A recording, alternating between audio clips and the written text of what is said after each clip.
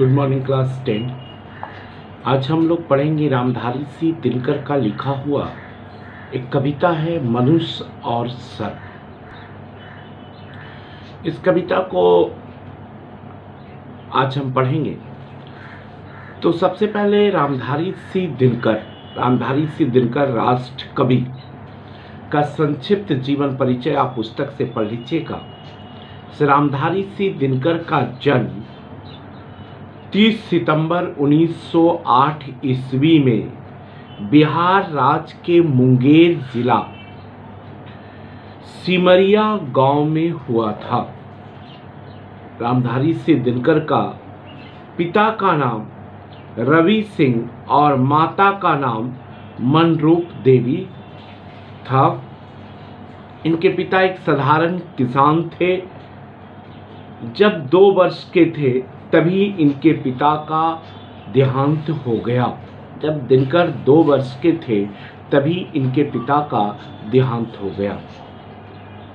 इनकी माता ही इनका पालन पोषण किया। दिनकर जी की आरंभिक शिक्षा गांव की पाठशाला से हुई। दिनकर जी की प्राथमिक शिक्षा प्राइमरी एजुकेशन दिनकर जी ने गांव की पाठशाला से किया।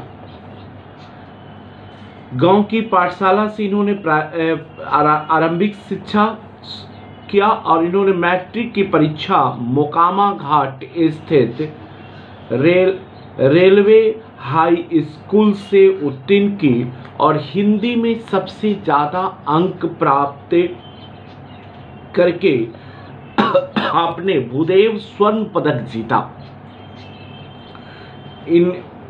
इन्होंने सन 1932 में पटना विश्वविद्यालय से इतिहास में बीए की परीक्षा उत्तीर्ण किया। इतिहास में इन्होंने बीए किया है।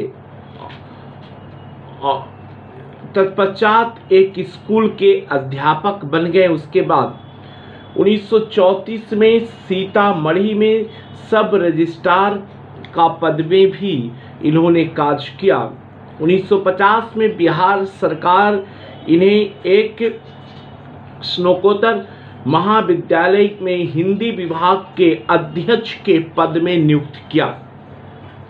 दिनकर जी राज्यसभा के सदस्य तथा भागलपुर विश्वविद्यालय के उप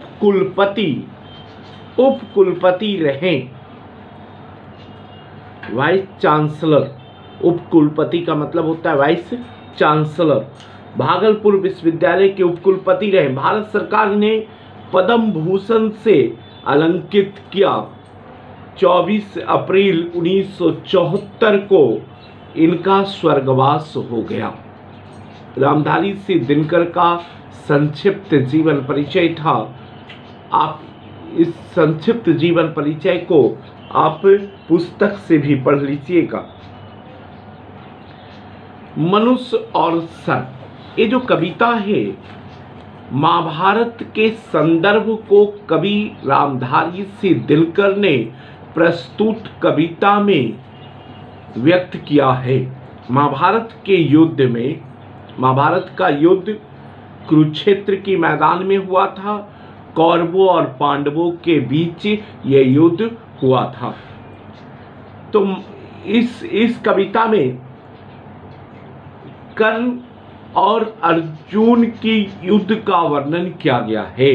कर्ण और अर्जुन, महाभारत के युद्ध में कर्ण कौरवों की ओर से लड़ रहा था और अर्जुन पांडवों के ओर से लड़ रहे थे।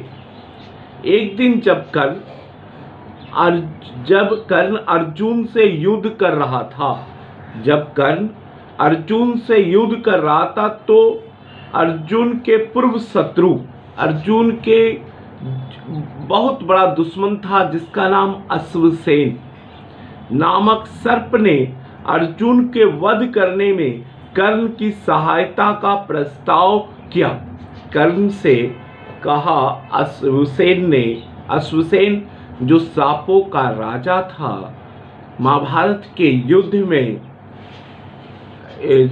जब कर्ण ने अपना तर्कस देखता है तो उससे उस तर्कस से एक सांप निकलता है जो अपना नाम अश्वसेन बताता है। अश्वसेन कर्ण से कहता है कि मैं भी अर्जुन का दुश्मन हूँ और तुम भी अर्जुन का दुश्मन हो, तो दुश्मन का दुश्मन हम लोग दोस्त हो गए, हम लोग तो दोस्त बन गए, क्योंकि तुम भी अर्जुन का दुश्मन और मैं भी अर्जुन का दुश्मन हूँ। तो मैं तुम्हारा सहायता करना चाहता हूँ, अर्जुन को मारने में मैं तुम्हारा मदद करना चाहता हूँ। ये अश्वसेन ने कर्ण के सामने प्रस्ताव रखा, किंतु स्वाभिमानी कर्ण ने केवल उसे ठुकरा दिया। कर्ण ने ना केवल उसे ठुकरा दिया, अपितु अपने आदर्श चरित्र एवं आचरण विरुद्ध कार्य करके अपने पर कलंक लगाने से इनकार कर दिया। कर्ण जो था बड़ा स्वाभिमानी व्यक्ति था, दानी व्यक्ति था। इतिहास में कर्ण का नाम स्वर्ण अक्षरों में लिखा हुआ है। कर्ण एक वीर पुरुष था।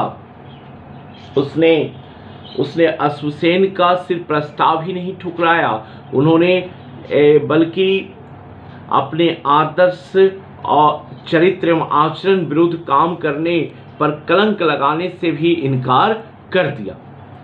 कर्ण का ये मानवतावादी दृष्टिकोण कि युद्ध में सर्प भले ही उसे विजय प्राप्त दिला दे, परंतु सर्प तो मानवता का शत्रु होता है, सर्प तो इंसानियत का दुश्मन होता है। अतः यदि उसने अर्जुन पर विजय पाने के लिए एक सांप का सहारा लिया, तो वो आने वाली इंसानियत को, आने वाली मानवता को अपना मुख कैसे दिखलाएगा। आज हमें बहुत बड़ा इस कविता से संदेश कवि ने दिया है कि मानवता की दुश्मन के साथ हमें कभी भी हाथ नहीं मिलाना चाहिए और अपने दुश्मन को मारने के लिए अपने ही ताकत पर भरोसा रखना चाहिए। इस कविता का संक्षिप्त सारांश मैंने आपको बताया, जो इस कविता में कवि कहना चाहता है। हम नेक्स्ट क्लास में आपको हम पुस्तक से पढ़ाएंगे पेज नंबर 21 से। इसको हम नेक्स्ट क्लास में बुक से पढ़ेंगे। धन्यवाद।